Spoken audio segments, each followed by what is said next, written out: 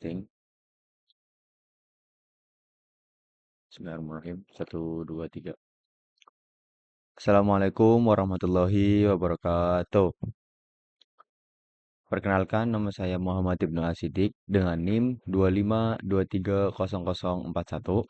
Saya di sini akan mempresentasikan eh, MK Kepemimpinan dengan materi gaya kepemimpinan dalam konteks keinsinyuran. Nah, ini ya, ada transformasional, transaksional, servant leadership, adaptive adaptive leadership. Ya. Apa itu kepemimpinan? Leadership is a process whereby an individual influence a group of individuals to achieve a common goal. Artinya itu kepemimpinan adalah suatu proses di mana seorang individu memengaruhi sekelompok individu untuk mencapai tujuan bersama. Nah, prosesnya prosesnya ada. Kepemimpinan bukan sifat bawaan, melainkan proses interaksi antara pemimpin dan anggota. Ya. Jadi tuh kepemimpinan tuh bukan sifat, tapi itu bawaan. Ya, bawaan.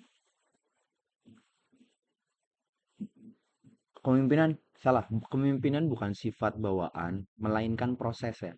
Melainkan proses interaksi antara pemimpin dan anggota tim. Ya. Jadi, gimana orang melakukan suatu tim dan memimpin suatu tim itu bukan dari sifat bawaan, melainkan dari interaksi antara pemimpin dan anggota tersebut. Pengaruhnya, ya ada pengaruh. Pengaruh dari kepemimpinan itu kemampuan mempengaruhi orang lain untuk mencapai tujuan bersama tanpa paksaan. Jadi itu kemampuan mempengaruhi orang lain, ya, untuk mencapai tujuan bersama tanpa paksaan. Jadi pemimpin itu sangat mempengaruhi dalam anggota sebuah tim. Nah, untuk tim tersebut dia akan mempengaruhi sekali ya untuk mencapai tujuan bersama. Terus yang ketiga ada konteks. Konteks. Gaya kepemimpinan dipilih sesuai situasi tim dan tujuan proyek terkini ya. Semisal ada proyek, nah itu pemimpin dipilih sesuai situasi tim. Ada yang berbagai macam ya dari konteks-konteks tersebut. Selanjutnya, 4 gaya kepemimpinan utama. Nah, yang pertama ada transformasional, transaksional, servant, adaptif dan adaptif ya. Yang pertama transformasional. Motivasi tim melebihi ekspektasi melalui visi dan inspirasi. Yang kedua, transaksional, berbasis pertukaran, reward untuk kinerja, punishment untuk kegagalan. Nah, yang ketiga ada servant, pemimpin mengutamakan kebutuhan dan pengembangan anggota tim. Dan servant itu pemimpin sangat mengutamakan ya, bisa dibilang tuh mengutamakan kepentingan bersama daripada kepentingan individu. Yang terakhir ada adaptif, mendorong tim menghadapi tantangan kompleks dengan fleksibilitas. Selanjutnya, satu ya, transformational leadership. Definisi memimpin transformasional menginspirasi anggota timnya untuk melampaui kepentingan pribadi demi tujuan organisasi. Mereka menciptakan visi yang kuat, memotivasi melalui nilai, dan mengembangkan potensi individual. Notpost 2021. 4 komponen utama, ya. Satu ada idealis influence, menjadi role model, integritas tinggi, dapat dipercaya. Nomor 2 ada inspirational motivation, mengkomunikasikan visi yang jelas dan menginspirasi. Yang ketiga ada intellectual stimulation, mendorong inovasi, berpikir kritis dan problem solving.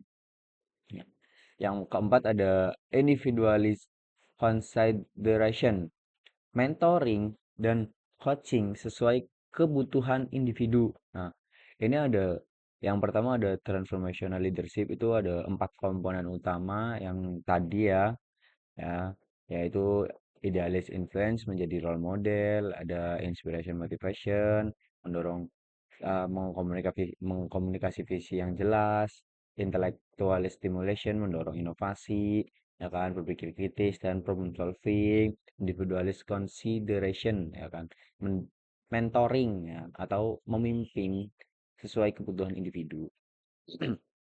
Ya. Transformational, dampak dan studi kasus. Nah, model full range leadership. Nah, yang pertama ada laissez-faire, pasif dan tidak efektif, transaksional, reward dan punishment, transformational, ideal dan efektif. Ya, tingkat kepuasan tim ya buat yang laissez-faire ada 38 ya, yang transaksional ada 62 dan transformational ada 89. Studi kasusnya Elon Musk Space atau Tesla ya. Visi menjadikan manusia spesies multiplanet. Yang kedua, tim engineer terinspirasi bekerja 80 lebih jam per minggu ya, mendorong inovasi radikal. Falcon 9 reusable rocket. Hasilnya, biaya peluncuran turun 90% dari industri. Sangat berdampak sekali ya kalau menurut saya. Hmm. Transactional leadership ya, yang kedua nih, tadi yang pertama yang ini kedua transactional leadership. Kepemimpinan transaksional berfokus pada pertukaran. Pemimpin menetapkan tujuan yang jelas dan memberikan reward jika tercapai atau koreksi jika gagal. Pendekatan ini sangat efektif untuk tugas rutin dan struktur. Ya. 3 komponen transactional leadership. Ya, ada 3. Contact, contingent, contingent reward, management by expectation atau aktif ya. Management by expectation pasif. Ada yang aktif, ada yang pasif. Nah, yang pertama adalah pemimpin menetapkan tujuan spesifik dan memberikan reward atau bonus promosi bila target KPI proyek tercapai. Ya, jika memenuhi target itu mendapatkan reward ya atau hadiah bisa dibilang. Yang kedua ada manajemen by expectation, aktif ya, yang aktif. Aktif memantau kinerja dan segera mengambil tindakan korektif saat penyimpangan terdeteksi. Nah, yang ketiga ada manajemen by expectation pasif ya. Hanya bertindak setelah masalah muncul. Nah, pendekatan reaktif kurang ideal untuk proyek dinamis. Ini hanya kayak semisal yang ketiga ini jika ada masalah dia turun kayak gitu. Bertindak baru bertindak sebelum ada masalah dia santai-santai aja gitu. Kemudian ada perbandingan dari transformasional dan transaksional. Ya, aspek fokus fokus transformasional tuh fokusnya tuh visi dan nilai jangka panjang. Kalau transaksional tugas dan hasil jangka pendek. Nah, dimotivasinya kalau transformasional intris intrinsik ya, inspirasi makna. Kalau di transaksional extrinsic reward atau punishment ya. Konteks ideal ya, transformasional itu R dan D, inovasi proyek kompleks ya. Yang transaksional itu produksi rutin, kontrol kualitas. Hubungannya, hubungan dari transformasional itu emosional atau mentoring dan mentoring ya. Kalau yang transaksional itu kontraktual ya, transaksional. Nah, hasil kinerja kalau yang transformasional melebihi ekspektasi. Transaksional sesuai target yang ditetapkan. Jadi kalau transformasional tuh hasil kinerjanya itu bisa dibilang melebihi dari ekspektasi yang kita buat. Sedangkan kalau transaksional itu sesuai target aja. Yang penting kita memenuhi target aja gitu. Pemimpin terbaik dalam keinsinyuran mengkombinasikan kedua gaya ini secara kontekstual ya. Kalau keinsinyuran ya, pemimpin terbaik lah itu mengombinasikan, menyatukan kedua gaya tersebut menjadi satu secara kontekstual. Yang ketiga ada servant leadership. Nah, konsep Green Left pada 1970 dalam Northhouse 2021, memimpin melayani terlebih dahulu sebelum memimpin. Fokus utama adalah kebutuhan, pertumbuhan, dan kesejahteraan anggota tim. Fokus kekuasaan pemimpin, ya, bukan fokus kekuasaan pemimpin, ya. Nah, ada 10 karakteristik servant leader ya, Spears 2010. Yang pertama, mendengarkan ya, listening. Yang kedua ada empathy ya. Yang ketiga ada penyembuhan atau healing. Yang keempat ada kesadaran atau awareness ya, awareness ya. Yang kelima ada persuasi bukan paksaan. Nah, persuasi bukan paksaan. Yang keenam, konseptualisasi visi jangka panjang. Nah, yang kedua ada kemampuan meramalkan dampak.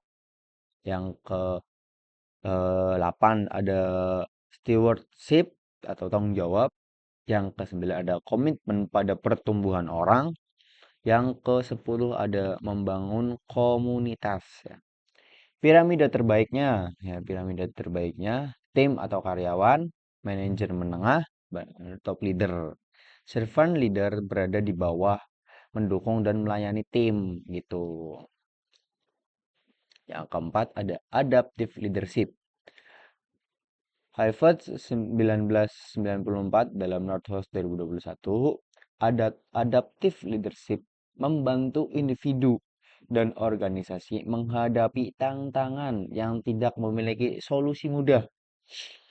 Pemimpin mendorong tim untuk belajar beradaptasi pada kondisi yang terus berubah. Ya, kalau adaptive leadership itu membantu individu dan organisasi menghadapi tantangan yang tidak memiliki solusi mudah. Jadi kalau solusinya sulit itu bagi adaptive leadership sangat penting dan turun mungkin ya itu.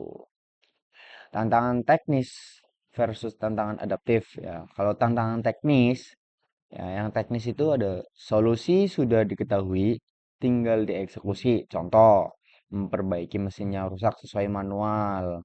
Nah, yang ke yang tantangan adaptif itu belum ada solusi, perlu mempelajari baru. Ya, contoh mengintegrasikan AI dalam sistem manufaktur lama gitu.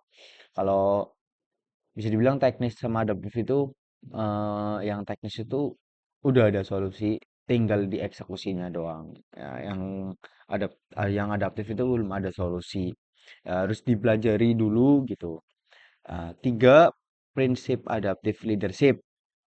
Yang pertama ada diagnosa situasi dari balkon, pandangan big picture, ya, pandangan big picture. Yang kedua regulasi distress, dorong perubahan tanpa kewalahan. Lindungi suara kepemimpinan di semua level. Contohnya, lead engineer yang memimpin transisi pabrik dari mesin konvensional ke otomasi CNC melibatkan reskilling seluruh teknisi. Kemudian ada adaptive leadership situational application. Nah, situational application. Kapan menggunakan gaya kepemimpinan mana? Ya kan. Yang R dan D atau inovasi produk itu ada transformasional, butuh kreativitas dan visi. Ya, produksi massal atau kisi transaksional, butuh konsentrasi dan standar. Nah, kalau yang krisis tim atau burnout ya itu ambil yang servan, butuh dukungan dan empati ya. Kalau yang transformasi digital itu ada adaptif, butuh fleksibilitas dan belajar. Nah, kalau startup engineer itu ada transformational dan adaptif. Dijadiin satu ya itu. Terus adaptif ya, dijadiin satu. Visi dan fleksibel bertahap pivot. Yang terakhir ada proyek infrastruktur ya. Kalau proyek infrastruktur itu ada transaksional dan servan, target ketat dan keselamatan tim. Kemudian ada aplikasi nyata dalam proyek teknik mesin, siklus proyek engineer dan gaya kepemimpinan yang tepat ya. Yang inisiasi transformasi transformasional itu bangun visi proyek, inspirasi tim, tetapkan tujuan ambisius ya. Kalau yang transformasional, yang transaksional, tetapkan milestone, KPI, reward system, dan tanggung jawab. Nah, eksekusi, servan, dukung tim, hilangkan hambatan, pastikan kebutuhan terpenuhi, ya kan? Dukung, dukung tim, hilangkan hambatan apa aja, pastikan kebutuhan yang diperlukan itu terpenuhi semua. Monitoring atau transaksional, pantau progres, beri feedback, lakukan koreksi cepat. Berarti kita harus pantau progresnya, beri feedback itu bisa dibilang kayak memberikan, dia memberikan apa, kita harus juga memberikan feedback lah pokoknya. Lakukan koreksi cepat, koreksi langsung cepat, dan langsung kalau ada yang salah kita eksekusi gitu. Penutupan atau adaptif, evaluasi, lessons learned ya, adaptasi untuk proyek berikutnya. Nah, untuk adaptif itu harus evaluasi dulu, habis itu kita lessons learned, habis itu adaptasi untuk proyek berikutnya. Tadi kasusnya yang Elon Musk, transformasional, visi manusia ke Mars, kendaraan listrik massal, tim engineer terinspirasi bekerja melampaui batas, mendorong inovasi radikal, reusable rocket. Hasil, Tesla jadi EV terlaris, SpaceX kuasai orbit. Ya. Nah, yang kedua ada Meribara, Servan plus adaptif. Nah, ini Servan plus adaptif. Transformasi GM menuju kendaraan listrik, membangun budaya inklusif dan psikologisal safety. Dengarkan keluhan teknis dan engineer lapangan. Nah, GM target 100% EV pada 2035. Terakhir yang ketiga ada Sundar Pichai. Ya, adaptif plus transformasional. Navigasi transaksi AI di seluruh produk Google. Ya, navigasi transisi AI di seluruh produk Google. 2. Mengembangkan engineer melalui coaching dan growth. Ya, adaptif saat mengintegrasikan DeepMind dan BERT. Ya, yang terakhir ada pertumbuhan Google Cloud 28% per tahun. Nah, dimensi etika dalam kepemimpinan teknik. Dimensinya ada Northhouse 2021. Kepemimpinan yang baik harus etis. 1. Menghormati orang lain. Aku nilai setiap anggota tim dari insinyur junior hingga teknis lapangan ya. Jadi menghormati orang lain, walaupun kalian pemimpin itu kalian harus menghormati karyawannya juga. Sama-sama menghormati, jadinya enak. Melayani orang lain, utamakan kebutuhan tim di atas ego pribadi pemimpin, servant leadership. Nah, mengutamakan kepentingan bersama di atas kepentingan pribadi. Ya, kita harus mengutamakan dulu kepemimpinan apa kebutuhan bersama, jadi tinggalkan kebutuhan pribadi kita. Keadilan atau justice, distribusi tugas dan reward yang adil dan transparan. Ya, yang ini harus, kalau kerja bagus ya berarti ada rewardnya ini, yang ini sama-sama kerja bagus berarti kita harus juga kayak gitu. disamain, adil ya, kejujuran ya, honesty ya, terus ya bahasa bahasa gaulnya, bahasa bagusnya honesty ya. Komunikasi transparan termasuk saat proyek menghadapi kegagalan. Nah, berarti kalaupun proyeknya gagal, komunikasi tetap transparan, termasuk ya kan, termasuk gitu. Harus wah, jadi gagal atau nggak gagal, ya kan? Komunikasi tetap transparan, jadi nggak ada yang ditutup-tutupin sama sekali. Ya, kode etik insinyur. Ya, satu, keselamatan publik adalah prioritas utama. Yang kedua, tidak boleh menyembunyikan cacat produk. Ya, yang ketiga, bersikap jujur pada klien dan publik. Yang keempat, tolak instruksi yang membahayakan orang. Yang kelima, kembangkan kompetensi diri secara terus-menerus. Yang keenam, dukung kolega untuk berbicara jujur. Ini kode etik dari insinyur ya. Ini ada beberapa itu. Pemimpin teknik yang etis. Ya. Pemimpin yang mampu membuat keputusan teknis dan moral yang benar. Ya. Pemimpin itu harus pemimpin yang etis itu pemimpin yang membuat keputusan teknis ya, dan moral yang benar. Berarti pemimpin itu harus jangan bisa dibilang jangan ikut kata yang lain. Harus mengambil keputusan di mana yang bagus gimana. Diskusikan dulu kalau bisa. Nah, ringkasan dan pertanyaan refleksi. Gaya transformasional, ya kata kuncinya itu visi dan inspirasi. Terbaik untuk dan D startup perubahan besar ya. Ya, kalau transaksional ada reward dan aturan. Ya, kata kuncinya itu reward dan aturan. Terbaik untuk produksi. QC, operational routine. Nah, itu. Yang ketiga ada servan. Kata kuncinya ada layani dan kembangkan. Nah, terbaik untuk tim burnout, proyek safety kritikal. Yang adaptif, belajar dan berubah. Nah, terbaik untuk transformasi digital, disrupsi industri, ya kan. Pertanyaan refleksi diskusi, jika Anda menjadi project manager sebuah proyek otomatis pabrik, kayak mana yang Anda pilih dan mengapa? Kalau menurut saya sih di collab-collabin aja, harus sesuai kebutuhan aja. Apakah mungkin seorang insinyur menggabungkan lebih dari satu gaya kepemimpinan secara bersamaan? Mungkin tadi ada, ya kan. Apa tantangan terbesar menerapkan servant leadership di lingkungan industri yang kompetitif? Ya menurut saya sih eh, harus melayani ya, melayani dan kembangkan itu harus bisa mengaturnya semua sih untuk semua anggota tim gitu. Nah, terima kasih. Ini yang terakhir ya, Wabillahi Taufik Walhidayah. Saya Muhammad bin Sidik dengan NIM 25230041. Mohon undur diri.